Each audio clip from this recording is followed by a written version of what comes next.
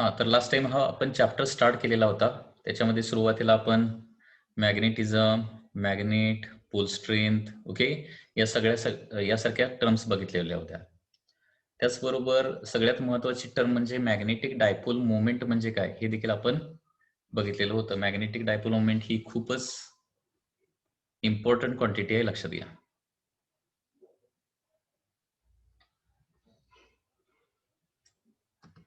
Magnetic dipole moment which is denoted by capital M. त्याचबरोबर एक important derivation आपण बघितलं, torque acting on a magnetic dipole.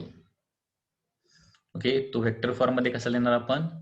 Tau bar is equal to M bar cross P bar, या पद्धतीने आपण हा लिहितो, लक्षात घ्या. हा, आता याच्यानंतर आणखी एक महत्वाचं आणि इम्पॉर्टंट डेरिव्हेशन थोडंसं आपण बघूया. Important derivation next.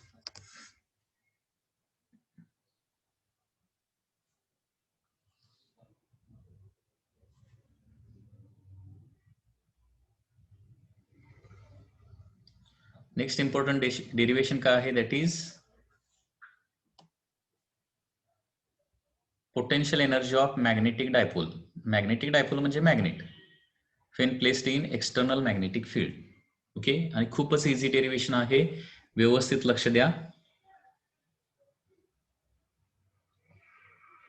Okay, so let start. Magnetic potential energy किंवा त्याला जस्ट पोटेन्शियल एनर्जी असं म्हटलं जातं. Potential energy of magnetic dipole when placed in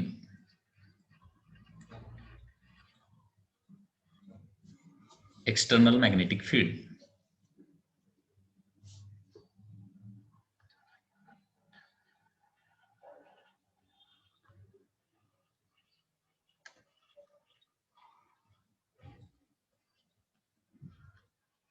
External magnetic field. Okay,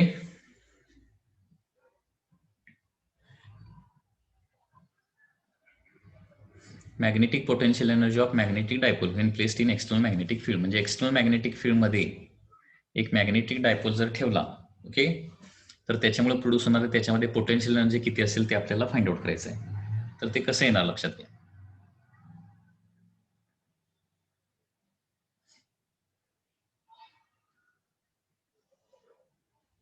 Very simple derivation. Consider a magnetic dipole. Consider a magnetic dipole placed in uniform magnetic field. Placed in uniform magnetic field. काय केलं? एक magnetic dipole uniform magnetic field मध्ये ठेवलेलं आहे. Okay, याच्यामध्ये लागणाऱ्या terms लिहूया. Late capital M म्हणजे काय असणार आहे? Dipole moment. कॅपिटल एम म्हणजे डायपोल मोमेंट. त्याच्यानंतर कॅपिटल बी म्हणजे काय असणार आहे? जे एक्सटर्नल मॅग्नेटिक फील्ड असेल ना त्याची स्ट्रेंथ, त्याला मॅग्नेटिक इंडक्शन असंही आपण म्हणतो. Okay,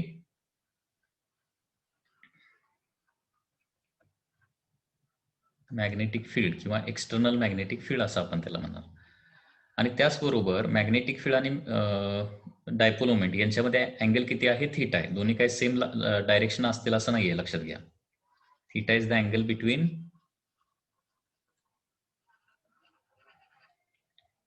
M bar and B bar. म्हणजे डायपोल मोमेंट आणि मॅग्नेटिक फील्ड यांच्यामधला अँगल किती आहे? थीटा आहे.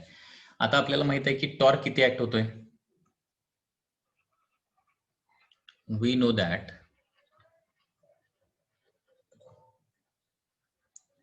Torque acting on dipole.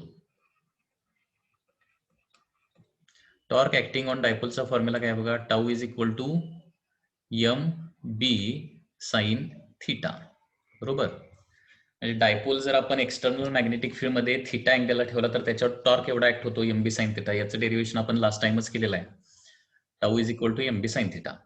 ठीक आहे. आता मॅग्नेटिक पोटेन्शियल एनर्जी काढण्यासाठी काय करावं लागेल, अगोदर वर्कडन काढावं लागेल. आणि हे वर्कडन कसं काढणार बघा. वर्कडन आपण कसं काढणार बघा. सपोज नाऊ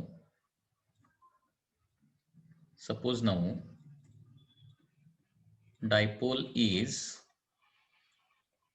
rotated through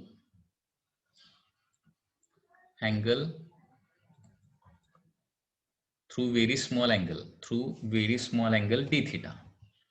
म्हणजे काय करूया, त्या डायपोलला काय करूया, व्हेरी स्मॉल अँगल मध्ये रोटेट करूया आणि किती वर्कडन होतंय बघूया आणि त्याच्यानंतर कम्प्लीट वर्कडन काढूया. Suppose now dipole is rotated through very small angle d theta. Okay, suppose now dipole is rotated through very small angle d theta. So therefore work done इथे किती येणार बघा. हे बघा वर्क डन. आता very small angular डिस्प्लेसमेंटचं work done काय येणार आहे, व्हेरी स्मॉल येणार ना. त्याच्यामुळे डब्ल्यू लिहिण्याऐवजी काय लिहिणार मी, डीडब्ल्यू म्हणजे काय, small work done. So DW is equal to काय येणार आहे, टाऊ इंटू डी थिटा येणार. बरोबर ना. हा फॉर्म्युला कुठून आला, तर आपल्याला माहिती आहे की वर्कडन म्हणजे काय असतं, फोर्स इंटू डिस्प्लेसमेंट असतं. परंतु हा फॉर्म्युला कुठं वापरायचा, लिनियर मोशन मध्ये वापरायचा. फोर्स इज इक्वल टू काय असतं, sorry work done is equal to काय असतं, फोर्स इंटू लिनियर डिस्प्लेसमेंट. तसंच रोटेशनल मोशन मध्ये वर्कडनचा फॉर्म्युला काय येतो, टॉर्क इंटू अँग्युलर डिस्प्लेसमेंट. लक्षात येते का बघा. लिनियर मोशन मध्ये वर्कडनचा फॉर्म्युला असतो फोर्स इंटू लिनियर डिस्प्लेसमेंट. तसं रोटेशनल मोशन मध्ये वर्कडनचा फॉर्म्युला असतो torque into angular displacement. So DW is equal to काय लिहिणार, टाऊ इंटू डी थिटा लिहिणार. Okay, so therefore DW is equal to काय येणार बघा, टाऊचा formula M B sine theta आहे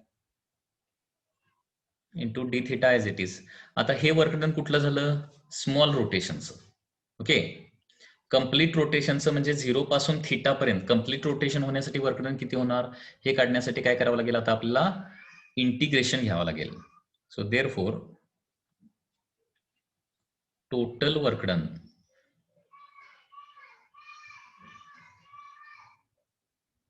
from 0 to theta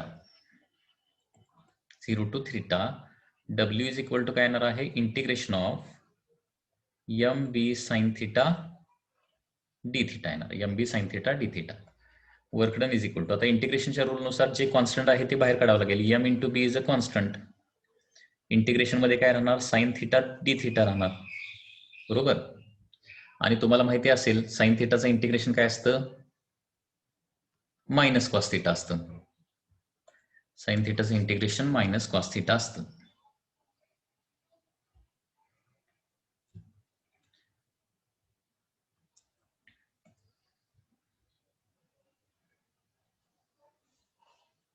so therefore work done येणार आहे एम बी इंटू साइन थिटाचं इंटिग्रेशन आहे मायनस कॉस थिटा. आणि अशा प्रकारे वर्कडन येणार आहे minus M B cos theta. लक्षात आलं, वर्कडन किती आलं, minus M B cos theta आलेलं आहे. आता हे झालेलं वर्कडन याचं काय होणार आहे, हे झालेलं वर्कडन पोटेन्शियल एनर्जीच्या स्वरूपात स्टोअर होतं. ओके, त्याचं एक सेंटेन्स लिहूया इथं, दिस work is stored in the form of potential energy.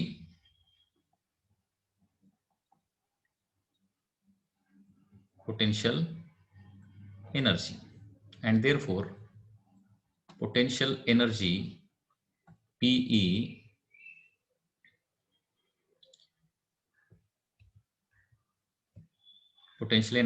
is equal to काय असणार, W असणार. पोटेन्शियल एनर्जीला जनरली आपण सिम्बॉल काय वापरतो, U वापरतो. So U is equal to minus काय येणार आहे, एम बी कॉस थिटा येणार. बरोबर. So this is the final formula for the potential energy. म्हणजे एक डायपोल ज्याची डायपोल मोमेंट एम आहे बी या मॅग्नेटिक फील्डमध्ये ठेवला आणि थिटा अँगलला रोटेट करून ठेवला, थिटा अँगलला, तर त्याची पोटेन्शियल एनर्जी असणार आहे minus M B cos theta. लक्षात आलं? So this is the formula for the potential energy. Derivation किती सिंपल आहे बघा. ऍक्च्युअल डेरिव्हेशन तर इथूनच चालू झालंय, टॉर्कच्या फॉर्म्युल्यापासून. हे बघा, एम हा डायपोल बी या मॅग्नेटिक फील्डमध्ये थिटा अँगलला समजा ठेवला, थिटा अँगलला रोटेट करून ठेवला, तर त्याच्यावर टॉर्क किती होणार? M B sine theta torque act होणार. बरोबर. आता काय करूया, थोडंसं याला एकदम व्हेरी स्मॉल अँगल मध्ये रोटेट करून बघूया. व्हेरी स्मॉल अँगल मध्ये रोटेट केल्यानंतर वर्क डन किती होणार आहे? Tau into D theta. Okay, ते वर्क डन म्हणजे small amount of work done असणार आहे डीडब्ल्यू. सो डीडब्ल्यूचा फॉर्म्युला येणार आहे M B sine theta D theta. आता टोटल वर्क डन काढायचं असेल तर आपल्याला काय करावं लागेल? इंटिग्रेशन घ्यावं लागेल. And therefore total work done W is equal to integration of M B sine theta D theta. M B constant इंटिग्रेशनच्या बाहेर येईल आणि इंटिग्रेशन ऑफ साइन थिटा काय येतं? मायनस कॉस थिटा येतं आणि इथं वर्क डन होणार आहे minus M B cos theta. आता हे जे वर्क आहे, this work is stored in the form of potential energy. And therefore potential energy काय येणार आहे? Potential energy is minus M B cos theta.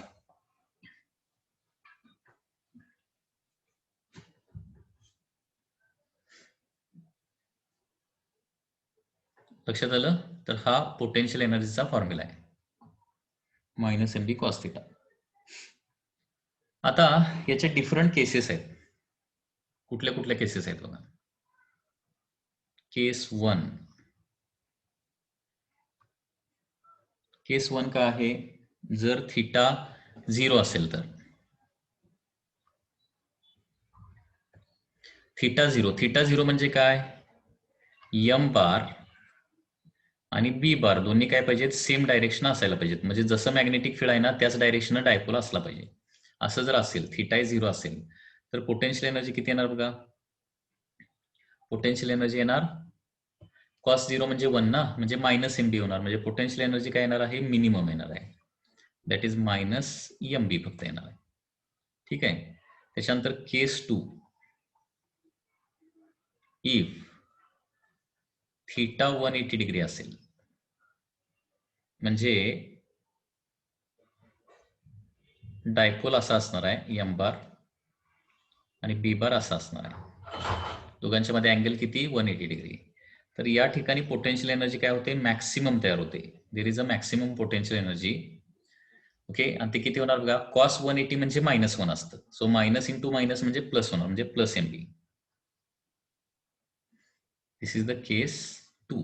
If theta is 180 degree, potential energy is maximum, that is plus M B.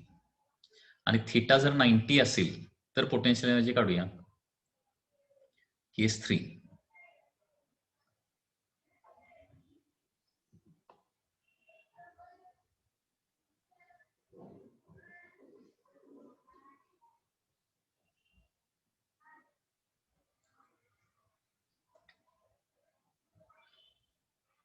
Case 3. If theta is equal to 90 degree असेल, theta 90 म्हणजे cos 90 is equal to 0 येणार ना, म्हणजे potential energy काय येणार आहे? 0 येणार आहे. म्हणजे हे कधी होणार आहे? जर डायपोल असा असेल आणि मॅग्नेटिक फील्ड असा असेल तर. म्हणजे बघा, पोटेन्शियल एनर्जी सगळ्यात कमी कधी असते? मायनस एम बी असते, ज्यावेळी डायपोल आणि मॅग्नेटिक फील्ड काय असतात? सेम डायरेक्शन असतात. म्हणजे याचा एक मिनिंग निघतोय, लक्षात घ्या. याचा मिनिंग काय निघतोय? तर याचा मिनिंग असा निघतो की डायपोल जो आहे तो मॅग्नेटिक फील्डला नेहमी पॅरलच राहणार. कारण कुठल्याही सब्जेक्टची टेंडन्सी काय असते? कुठल्याही ऑब्जेक्टची टेंडन्सी काय असते? To minimise potential energy. कुठल्या ऑब्जेक्टची टेंडन्सी कशी असते? To minimise potential energy. आणि पोटेन्शियल एनर्जी मिनिमम कधी असते? जर थिटा 0 असेल तर, that is minus M B. आणि म्हणून डायपोल जो आहे तो मॅग्नेटिक फील्डमध्ये, एक्सटर्नल मॅग्नेटिक फील्डमध्ये त्याच्या डायरेक्शनच राहण्याचा प्रयत्न करतो. म्हणजे रोटेट केला आणि सोडून गेला, तो काय होणार? तो परत त्याच डायरेक्शन येऊन थांबणार आहे, लक्षात घ्या. ओके, सो इथं ते पण सेंटेन्स लिहूया. As potential energy is minimum when potential energy is minimum when dipole is parallel to magnetic field.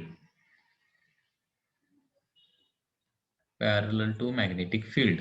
As potential energy is minimum when dipole is parallel to magnetic field, hence to minimize potential energy, to minimize potential energy, to minimize potential energy, dipole always remains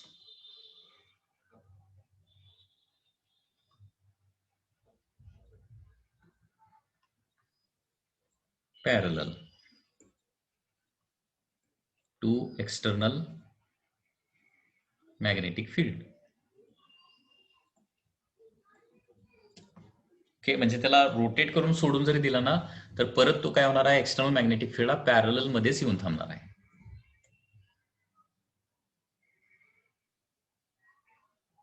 हे बघा, 0 पेक्षाही कमी म्हणजे minus MB ना. Minus is also less than 0. लक्षात येत आहे?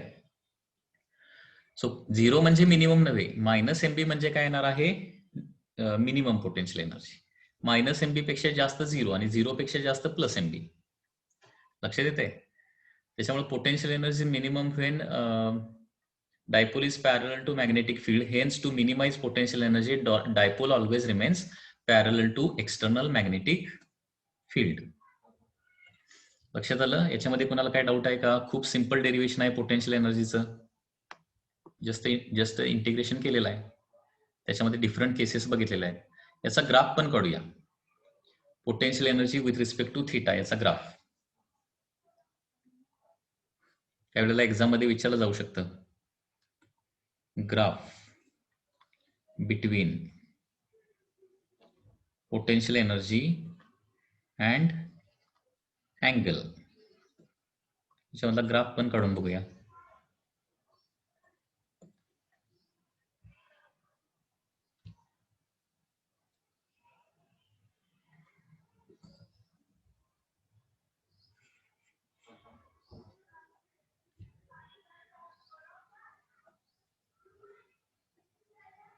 तर हा ग्राफ कसा येणार बघा. ज्यावेळी on this axis there is a theta, on x axis there is a theta and on y axis there is a potential energy. Okay, तर ज्यावेळी थीटा 0 असतो ना त्यावेळी पोटेन्शियल एनर्जी काय असते, निगेटिव्ह मध्ये असते, म्हणजे मायनस एमबी असते.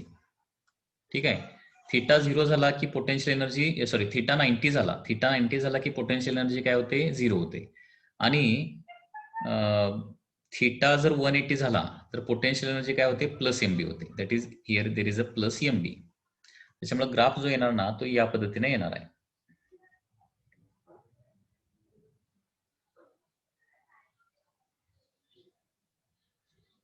Graph will be like this.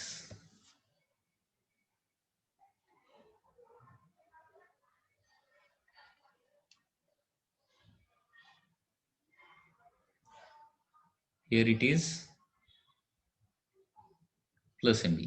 हा अँगल किती असणार आहे, 90 डिग्री, आणि हा अँगल किती असणार, 180 डिग्री. सो 180 डिग्रीला काय असते, ती प्लस एमबी असते. इथं 90 डिग्रीला 0 आणि 0 डिग्रीला काय असणार आहे, मायनस एमबी असणार. So this is graph between potential energy and the angle. हे लक्षात ठेवा. ओके,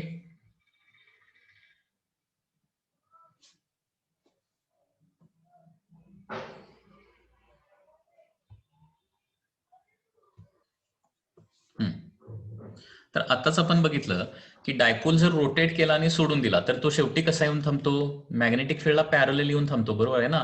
आणि असं का होतं, टू मिनिमाइज पोटेन्शियल एनर्जी. आपली पोटेन्शियल एनर्जी मिनिमम ठेवण्यासाठी डायपोल रोटेट केला आणि सोडून दिला तर परत आहे त्या डायरेक्शन येऊन थांबणार. हे बरोबर आहे, करेक्ट आहे ना. मग आता याचा अर्थ डायपोल नेहमी मॅग्नेटिक फील्डच्या डायरेक्शन राहणार, थोडासा डिस्प्लेस केला आणि सोडून दिला तर काय होणार, तो ऑसिलेटरी मोशन अशी परफॉर्म करणार, रोटेट होत राहणार, सॉरी ऑसिलेट होत राहणार कंटिन्युअसली. मी काय सांगतोय लक्षात येत आहे. हे बघा, डायपोल एक्सटर्नल मॅग्नेटिक फील्ड मध्ये ठेवला. डायपोल म्हणजे बार मॅग्नेट एक्सटर्नल मॅग्नेटिक फील्ड मध्ये ठेवला तर मॅग्नेटिक फील्डच्या डायरेक्शन राहणार, बरोबर. त्याला थोडासा रोटेट केला, सोडून दिला तर तो परत मॅग्नेटिक फील्डच्या डायरेक्शन येण्याचा प्रयत्न करणार आणि त्या प्रोसेसमध्ये काय होणार, त्याचं ऑसिलेशन असं चालू होणार आहे, ऑसिलेटरी मोशन. तर आता त्याचं एक डेरिव्हेशन आपल्याला करायचं आहे, that is that is time period of oscillation of the bar magnet when it is placed in external magnetic field and slightly displaced. Okay, म्हणजे एक्सटर्नल मॅग्नेटिक फील्ड मध्ये डायपोल ठेवला, थोडासा रोटेट केला आणि सोडून दिला तर तो ऑसिलेटरी मोशन परफॉर्म करतो. त्या ऑसिलेटरी मोशनच्या टाइम पिरियडचा फॉर्म्युला आता काढायचा आहे. तो फॉर्म्युला देखील खूप इझी आहे, लक्षात घ्या. पुन्हा एकदा अनेक डेरिव्हेशन जे खूप इझी आहे. आणखी एक डेरिव्हेशन बघा, time period of oscillations, time period of oscillations of bar magnet when placed in external magnetic field.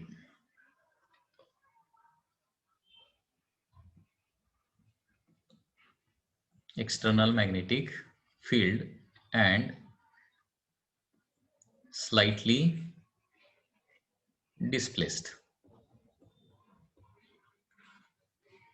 Okay, time period of oscillation of a bar magnet when placed in external magnetic field and slightly displaced. External magnetic field मध्ये ठेवायचं आणि slightly त्याला काय करायचं, displace करून सोडून द्यायचं. तर त्याच्या ऑसिलेशनचा टाइम पिरियड काय असणार याचं डेरिव्हेशन करायचं. हे डेरिव्हेशन खूप इझी आहे, लक्षात घ्या.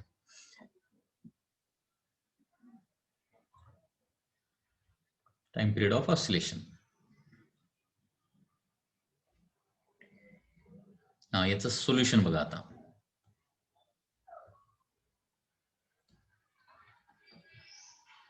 consider a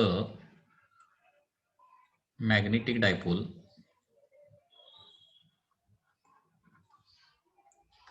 placed in external magnetic field. External magnetic field. Okay, एक magnetic dipole external magnetic field मध्ये ठेवलेला आहे. पुन्हा लागणाऱ्या टर्म्स लिहूया. लेट कॅपिटल एम म्हणजे काय, डायपोल मोमेंट. कॅपिटल एम म्हणजे डायपोल मोमेंट. कॅपिटल बी म्हणजे काय, external magnetic field. Okay, capital B is the external magnetic field. Okay, हा, आता पुढचा पार्ट बघा. सपोज या डायपोलला काय केलं, स्लाइटली व्हेरी स्मॉल अँगल मध्ये आपण डिस्प्लेस केलं तर त्याच्यावर टॉर्क किती ऍक्ट होणार त्याचा तर फॉर्म्युला आपल्याला माहितीच आहे. Okay,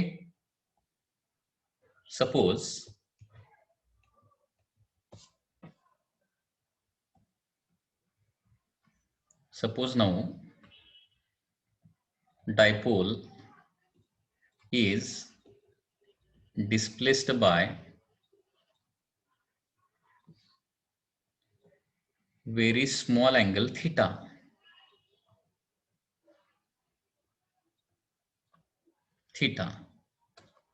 And released.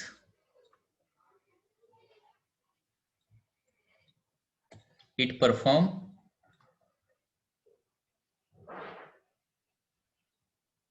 oscillations. Okay, it perform oscillation. ते ऑसिलेशन परफॉर्म करणार आहेत. ओके, आता डिस्प्लेस्ड पोझिशन मध्ये टॉर्क किती असणार बघा, त्याचा फॉर्म्युला लिहूया. पुन्हा एकदा टॉर्कचा formula. We know that torque in displaced position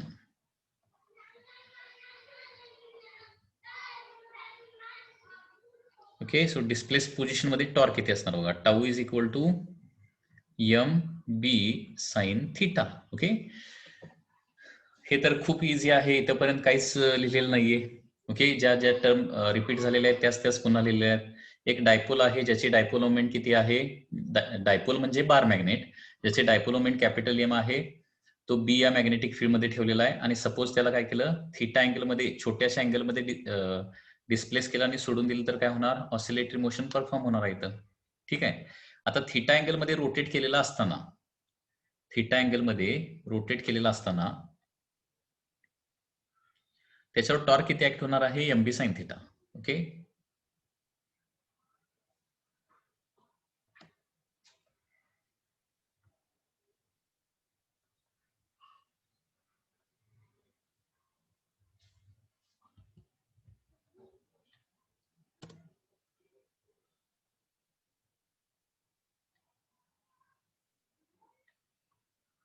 when it is displaced through angle theta, त्याच्यावर टॉर्क असणार एमबी साइन थीटा. ठीक आहे.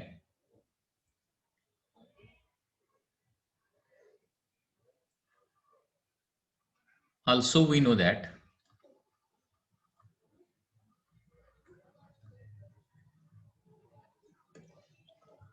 Torque tau is equal to I into alpha असतं. आता हा फॉर्म्युला कुठून आला? तर त्याच्यासाठी रोटेशनल मोशन नावाचा टॉपिक तुमचा झालेला असला पाहिजे.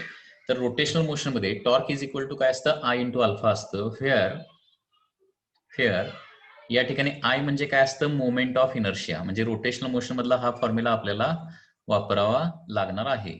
माहिती असेल तर ठीक, माहिती नसेल तर हा पाठ करायचा आहे. आता टॉर्कचा फॉर्म्युला असतो आय इंटू अल्फा.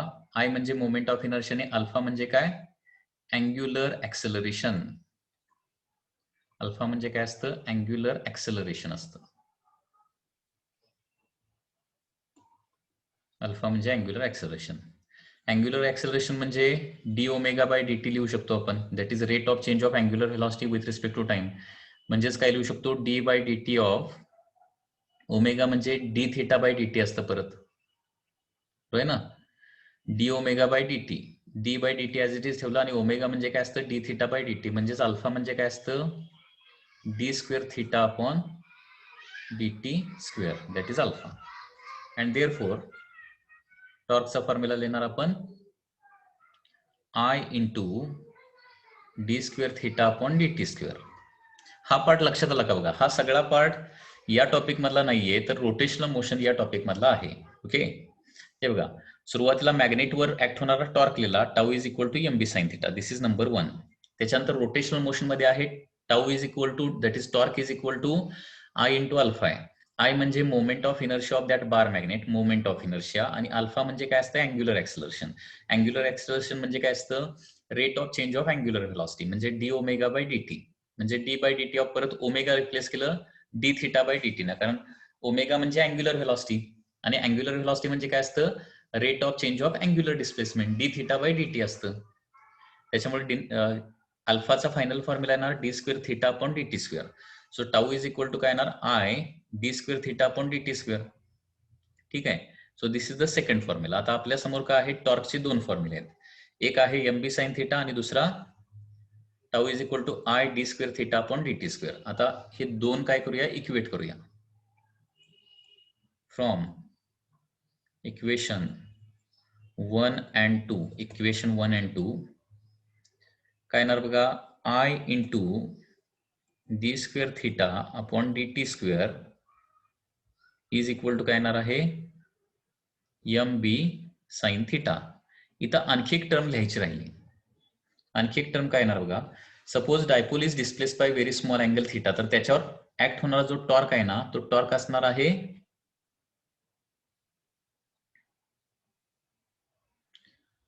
त्याच्यावर ऍक्ट होणारा जो टॉर्क आहे ना, तो टॉर्क असणार आहे मायनस एमबी साइन थिटा. फक्त एमबी साइन थिटा लिहून चालणार नाही तिथं. Tau is equal to minus MB sine theta. आता मायनस साइन का इथं असणार आहे? बिकॉज मायनस साइन का असणार आहे? जस्ट अ मिनिट, तुम्हाला सांगतो.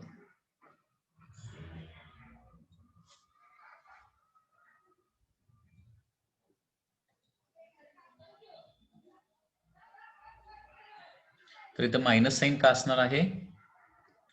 कारण टॉर्कची डायरेक्शन आणि अँग्युलर डिस्प्लेसमेंटची डायरेक्शन काय असते? अपोजिट असते. इथं त्याचा आन्सर लिहितो. मायनस साइन represent that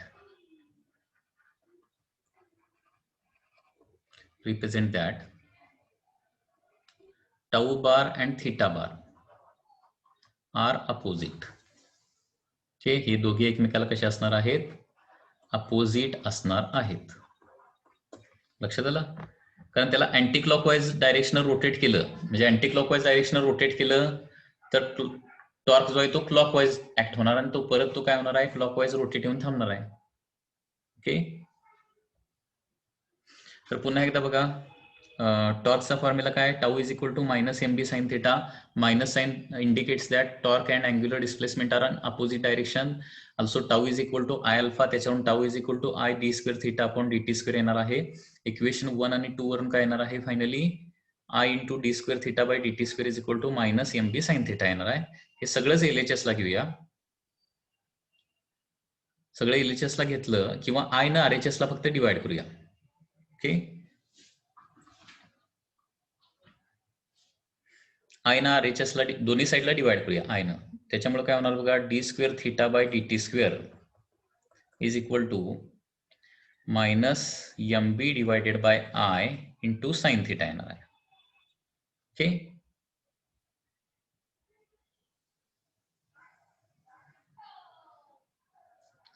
हा आता पुढचा पार्ट बघा.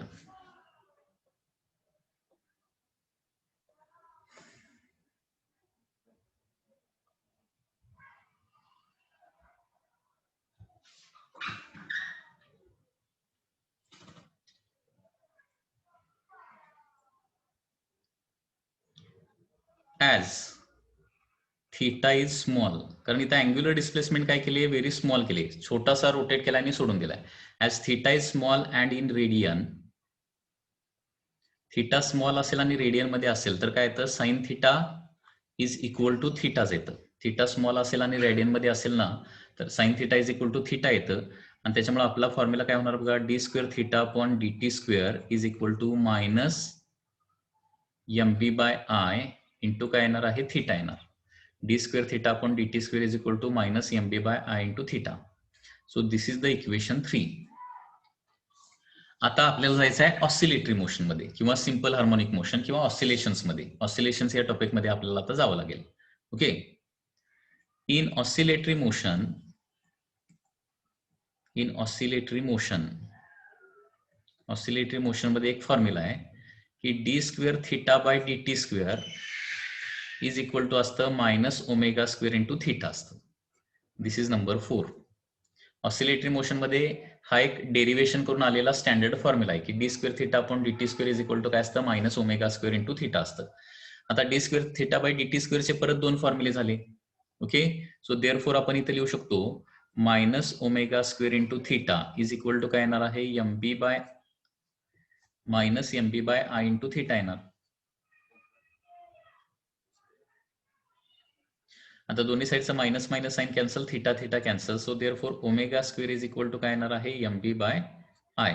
आणि अशा प्रकारे ओमेगाचा आपल्याला फॉर्म्युला मिळाला, square root of M B by I. लक्षात येते, एकदा ओमेगाचा फॉर्म्युला मिळाला की मग टाइम पिरियडचा फॉर्म्युला काढू शकतो. 9 टाइम पिरियड.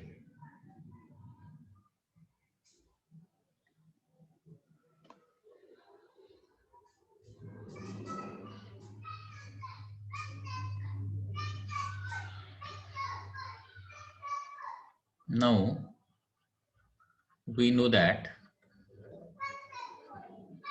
time period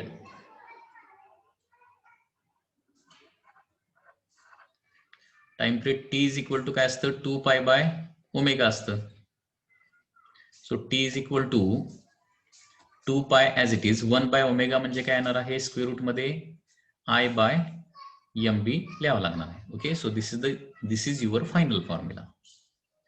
लक्षात आलं का बघा, हे डेरिव्हेशन देखील खूपच इझी आहे, थोडंसं प्रॅक्टिस करावं लागेल. याच्यामध्ये रोटेशनल मोशन आणि ऑसिलेटरी मोशन या 2 टॉपिकचा थोडासा रेफरन्स घ्यावा लागतो. ओके, तरच हे सॉल्व्ह होत आहे. म्हणजे काय काय केलंय बघा, सुरुवातीला टॉर्कचा फॉर्म्युला लिहिला minus M B sine theta, नंतर टॉर्कचा फॉर्म्युला लिहिला I alpha, that is I D square theta by D T square. याच्यावरून काय आलं, I D square theta by D T square is equal to minus M B sine theta येणार. आणि याच्यावरून D square theta by D T square बरोबर येणार आहे minus M B by I into sine theta. परत sign थिटाच्या ठिकाणी काय लिहायचं आहे, थिटा लिहायचं आहे. असं का लिहायचं, कारण थिटा जर स्मॉल असेल आणि रेडियन मध्ये असेल तर साइन थिटाची व्हॅल्यू थिटाच येते नेहमी. Okay, so D square by theta by dt स्क्वेअरचा फॉर्म्युला येणार आहे -mb by I into theta येणार. आता त्याचबरोबर आता ऑसिलेटरी मोशनचा आपल्याला एक रेफरन्स घ्यावा लागेल. ऑसिलेटरी मोशन मध्ये ही रोटेशनल ऑसिलेशन जे असते ना, रोटेशनल ऑसिलेटरी मोशन, त्याच्यामध्ये एक फॉर्म्युला आहे D square theta by dt square is equal to minus omega square into theta. हे दोन्ही इक्वेशन कम्पेअर केले तर आपल्याला ओमेगा स्क्वेअर येणार आहे mb by I, that is omega is equal to root mb by I, आणि याच्यावरून मग time period is equal to 2 pi by omega, that is t is equal to 2 pi square root of I by mb. लक्षात आलं? तर हा final formula आहे. म्हणजे एखादा बार मॅग्नेट ज्याचा डायपोल मोमेंट m आहे, मोमेंट ऑफ इनर्शिया I आहे, एक्सटर्नल मॅग्नेटिक फील्ड बी मध्ये ठेवला, थोडासा डिस्प्लेस केला आणि सोडून दिला,